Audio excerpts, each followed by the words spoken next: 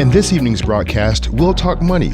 This includes the Anniston City Schools System's $94 million budget for the 2019 fiscal year, and the latest on the City of Anniston's proposed 2019 budget that's just over $39 million. But first, there's been a delay with the Anniston School System's audit, and it's holding up the City of Anniston from completing their audit. Anniston council members recently discussed the issue in a work session. I want to begin by sharing with the council that we are 11 and a half months into this fiscal year. And while the council had a presentation on the city's audit several months ago, it had not been officially received by the council. Corey and I felt it was very important that we have an audit of record prior to the close of the fiscal year, notwithstanding other issues which we'll talk about. Therefore, we asked our auditors to proceed to complete the audit, footnoting that a major component unit of the city's audit was not available. What are the consequences of not having the school system as a component unit in this audit? Well, what are we potentially facing as a result of that? Well, several things. The first thing is the city is late in issuing the audit report to the federal government. You have federal grants, and you have to submit by at the latest 9 months after year end. So we're past that deadline. So that impacts our ability to receive. It does. It does. I don't think we're going to have a problem with 17 submitting it and it not negatively impacting. The next thing is there's a higher level of financial reporting, which is a comprehensive annual financial report. And usually cities that undergo that process, it's a thicker report, more detail in it. They tend to have a higher bond rating, if you will, because they're going above and beyond. We've discussed the opportunity of putting together that financial statement, but one thing that kicks you out of being eligible for that is not having a component unit in your financial statements. And so the city of Anniston wouldn't be eligible. And that has a 6-month requirement. The state also has a 6-month requirement for audited financial statements, which is the end of March, so we're past that deadline too. A bond rating is a grade given to a bond that indicates its credit quality. In short, it's similar to a credit score or credit rating. So this is a serious issue. I mean, let's just be frank about it. It is. Okay. It is, and you have grant requests that want audited financial statements, and they haven't received them yet. So I don't know what's currently in the pipeline for grants or whatnot, but we've been operating 11 months, so I'm not sure as to what's been the response from grantor agencies. I know the federal government they're waiting. Federal government's waiting. We have to, every year we have to file continuing disclosures for the outstanding bonds. So we've had to file a notice stating that we were waiting on the component unit. Right. At this point, once this is adopted or approved, then we'll just file these with that no disclosure in there. Have you ever dealt with this before? I mean, what? I have once. Okay. I have once. But it could, to have an audit done, to have financial statements out for the general public. We're almost to a close of another year in. Just a matter of days, quite frankly. Yeah, causing to question fiscal responsibility to a certain degree. And if you're going out for any new funding sources, grants, it's not going to be looked at favorably. I'll just say that. And nor is new debt. I don't know when you all are anticipating a new bond issuance. Probably no time soon, but you want your bond rating to be intact, but it could be consequences, major consequences of it. I don't think Mr. Thompson nor I are responsible for the delay in the audit. I know there's been questions about it, but I think it's an issue with the accounting firm. The city manager wrote me a nice letter suggesting that we try to use someone local. I'm fine with the accountant that we have. They've done good work for us for the last few years. This is just an anomaly in a sense that has put us in a position where they just can't get it done. He's come here to try to get it completed, but ultimately the issue is manpower for his firm. They've lost staff for whatever reason. I've always been open to any conversation and any questions. I just hadn't gotten a lot. I mean, I hear from Mr. Reddick. He actually called or texted me about this work session, but before that, I called the city manager to suggest that I come to a work session. That's the usual process, and that process happens well before we get to the place where we nail down the figures. That's what I'm used to. You received a letter about tonight. Say again? You received a letter about tonight. Yeah, you told me what you were doing. I called to get some understanding, and I came by, in fact, to see you. It's what I did. And you said you would phone me back. I came by based upon some of the content of your letter because I was confused by what you were telling me. And the best way to understand that is to ask questions about it. So I visited you to ask those questions just briefly. To get an understanding, and then to suggest that I be here to answer any questions and do my best to explain what's going on. Anniston City Manager Jay Johnson offered a possible solution so this does not happen in the future. I suggested to the school system and they have not responded. But if both entities use the same audit firm, and for example, if Jason had two teams in Anniston, one doing the city and one doing the Board of Education, and those teams being under one firm could coordinate and communicate, would that make a difference? It would. I'm not. Our professional responsibility. I have communicated with the auditor of the school board. I talked to him just last week about the status of the audit, and so I'm not sure I'm not sure of the circumstances why they're late, and the auditor department didn't provide any clarity on that. The audit, how are we looking on that? What are we waiting on? We actually, that's a very good question. We had the audit person in the building all day today. And that it was easily So they fixed. wrapping this whole thing up, so it should be very shortly. Once they get all this information that they said they were missing, So they should wrap it up.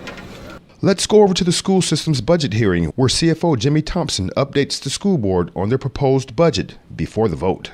Is one that that we can receive feedback on tonight as well, and then the board will approve the thick packet without the numbers on it, because this information that I have here would actually go inside of that packet, so it'll mirror sort of what the city of Anniston has, and it'll have everything in there instead of an additional packet. So what we're trying to do tonight, you have the information, we know what our revenues and expenditures are. What I'm trying to nail down tonight is something I have about 10 different people pulling, but tonight we need to pull in the same direction.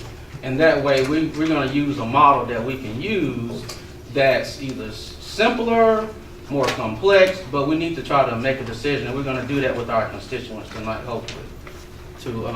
So on page 1, of course, I have the cover sheet. Page 2 is the average daily membership for 2019 funding is 1,885.10. Page 3 are our divisors that comes from the state totals. Page 4 is our pay from the State Department for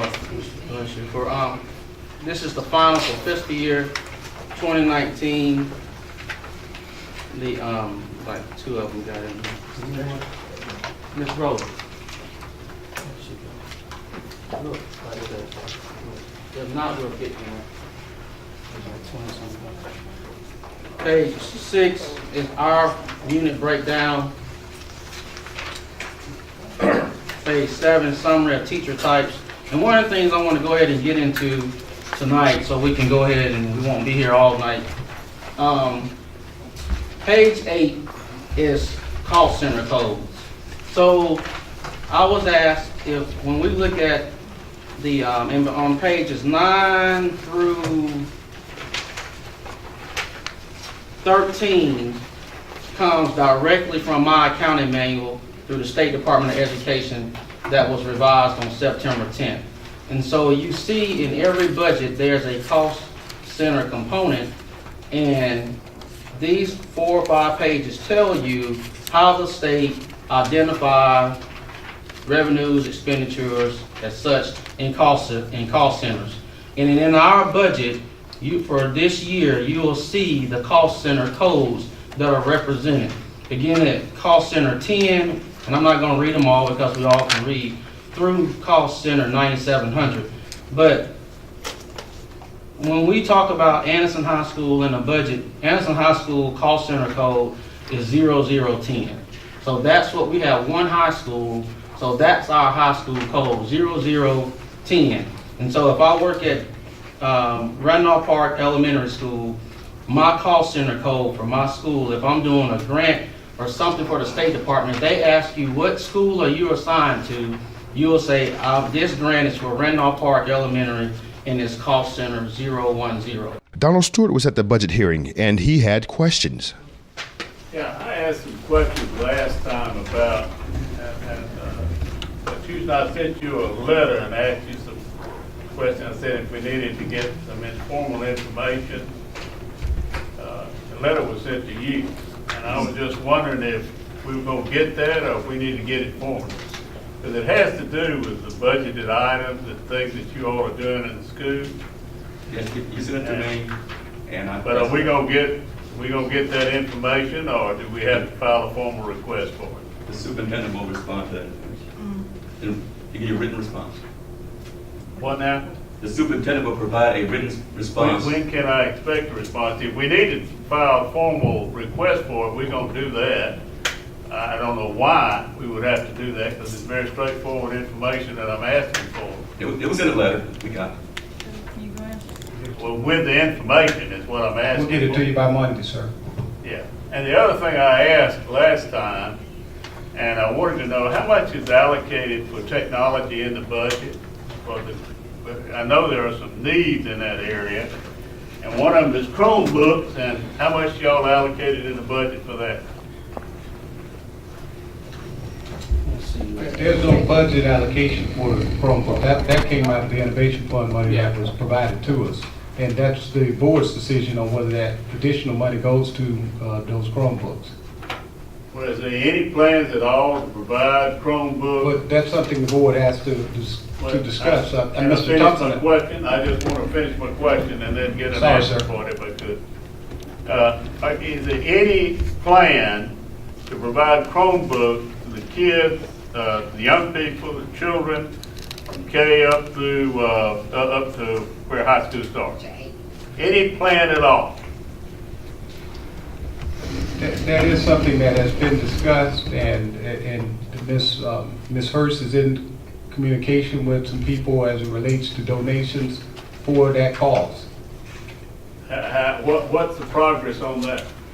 Well, I haven't talked with her here lately, but she had a meeting about a week and a half ago with the gentleman who is wanting to help spearhead that particular piece. But is he going to raise the full 500,000? I really can't say. He is just wanting to get some of the people in the community to help support that initiative. So plans are underway to buy those? To find the funding to do that, yes, sir. What about support personnel at the schools to assist in using the technology that you now have? So what's in the budget for that? There are the only funds that are in the budget for that are associated with the Tech SOSs. I don't know what that is. That is the support piece that the schools provide for technology as it stands right now. A teacher getting a supplement to support the technology. You talking about Ms. Hurst? No, I'm talking about a teacher at each school that is paid a supplement to assist with that work. We all know that Ms. Hurst needs about 4 more people to help us with that technology work. Is there a support person located at the middle school? Let me say again, there's a Tech SOS at each school that gets a supplement to support that work. That's a teacher who, when there's troubleshooting that's necessary, assist the teachers and others with any problem that they may have prior to getting to Ms. Hurst. The high school may have 2, if I'm not mistaken. The middle school only has 1.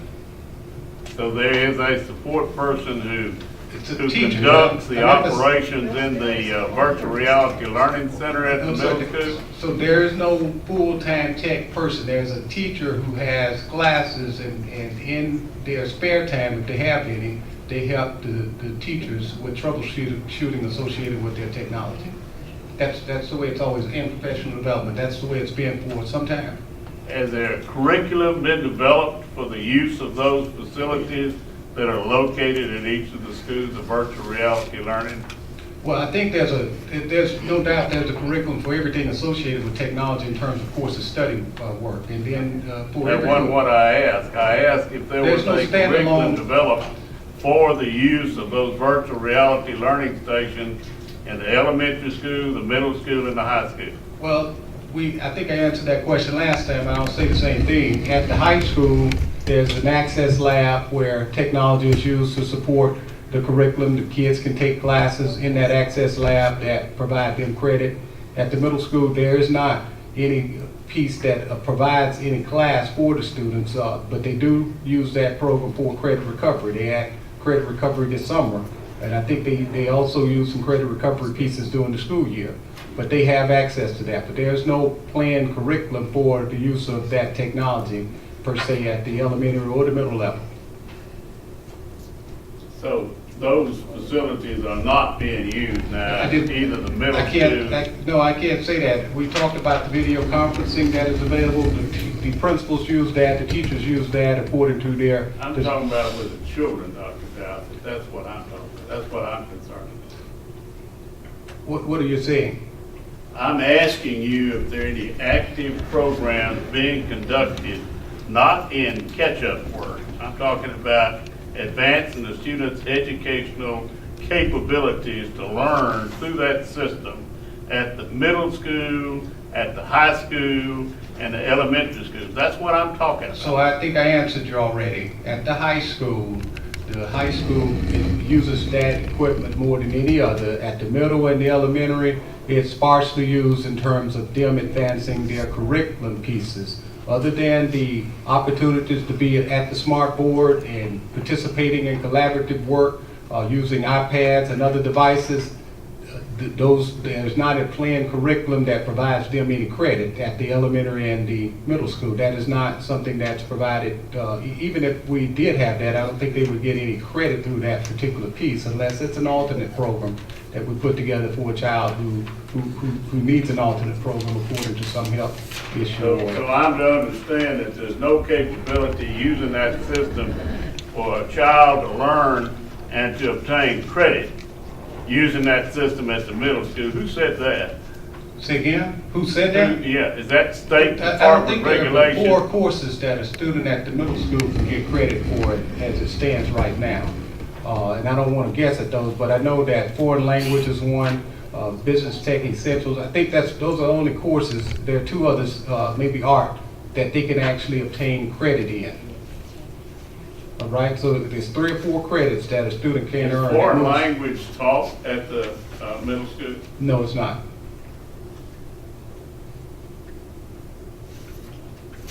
Has anybody explored the possibility of foreign language being taught or advanced courses being taught at the middle school through the We've system talked you about have it. in place? We've talked about a number of different pieces associated with curriculum, from fine arts to music to a number of things associated with our schools. I'm talking about, has anybody talked to anyone about the use of the system that you have in place to provide those types of courses? I haven't had that discussion at the middle level or the elementary level. Again, those are tools that are used at the high school. I didn't understand. Those are tools that are used at the high school, but not at the middle and the elementaries. No, what I ask is simple.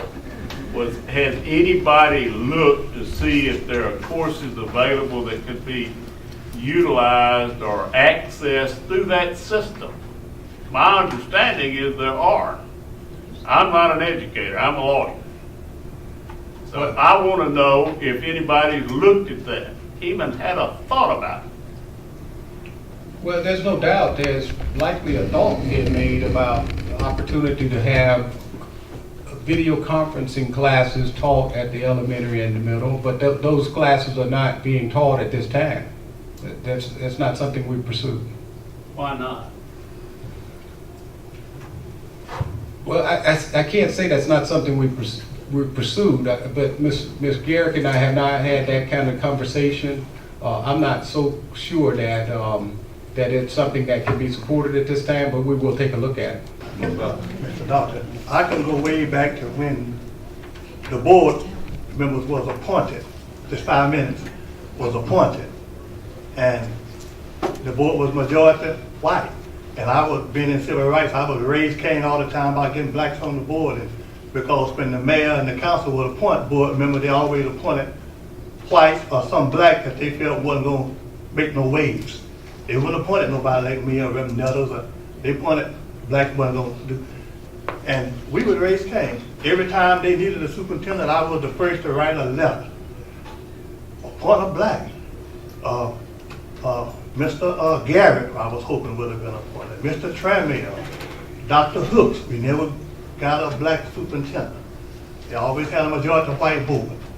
And I filed a lawsuit. And we sued to refrain from board members being appointed to being elected. And we thought, well, blacks would get a better opportunity to actually be part of what's happening in our school system with blacks. And now we have, and God has blessed us, we was able to win that lawsuit, we settled it, and we elect board members, and we got a majority black board. We also have a black superintendent, which we were so proud to get a black superintendent. We felt like blacks could understand the needs and of black children better than whites. Blacks can relate to some of the things that we have to deal with, being black. And I was so happy. I said, well, we finna move now. Our schools are gonna get better. Blacks are gonna get a quality education. They'll be able to compete with anybody in this country because we got black folks running it. Black board, black superintendent. And we're on the field on this. We're on the field on this. Last time you and I talked, Mr. Doctor, I said, what's the problem? Because we was upset about something you said, Jay Jenkins had said about our children. And I said, what is it going to take? I said, we're already getting more money than the Piedmont system, the Jacksonville system. You said, I just need more money. And I went and got with Jay Jenkins, the city council, the mayor, and Ray Kane. And you came to that meeting at the city council and they revamped some things. They took money they were spending in the park on something, they redid it, and they was able to give you an extra $100 and some thousand.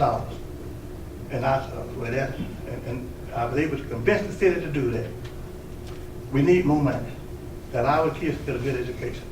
Now I hear about a valuable piece of property that the school owns that they could have sold or rented.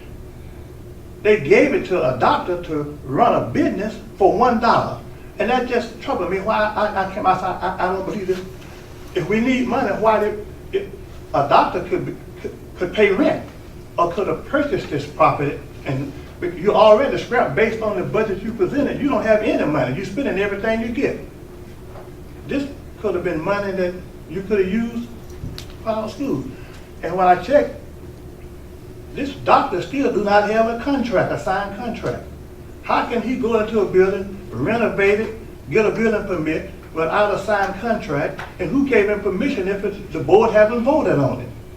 And if they voted on it, why can't he produce a contract? Somebody explain that to me, and I'll be satisfied.